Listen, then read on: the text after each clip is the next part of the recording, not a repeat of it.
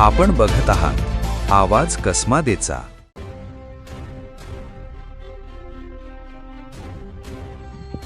सटाणा कृषी उत्पन्न बाजार समितीतील व्यापारी व संचालक मंडळातील वादाची बातमी आवाज कसमादेचा या वृत्तवाहिनीवर प्रसिद्ध होताच बाजार समिती प्रशासनाला अखेर जाग आल्याचं चित्र दिसून आलंय। या प्रकरणाची बातमी झळकताच प्रशासनानं तातडीनं हालचाली सुरू केल्याची माहिती समोर आली आहे। मिळालेल्या माहितीनुसार बाजार समितीला सुट्टी असतानाही संबंधित व्यापाऱ्याला पावती घेण्यासाठी बाजार समितीकडून तातडीनं संपर्क साधण्यात आल्याचं सांगितलं जातंय। यामुळे बातमी प्रसिद्ध झाल्यानंतर प्रशासनानं गंभीर दखल घेतल्याची चर्चा रंगली आहे।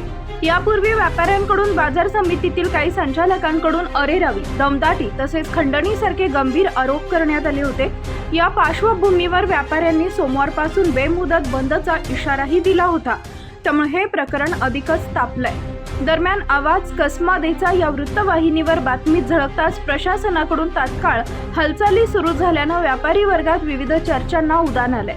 आता बाजार समिती प्रशासन व्यापाऱ्यांच्या तक्रारींवर काय कारवाई करते याकडे सर्वांचं लक्ष लागलंय। बाजार समितीच्या सचिवांशी संपर्क करण्याचा प्रयत्न करण्यात आला, मात्र संपर्क होऊ शकला नाही। आता या संपूर्ण प्रकरणावर सत्ताधारी संचालक नेमकी काय भूमिका मांडतात याकडे देखील सर्वांचं लक्ष लागलंय।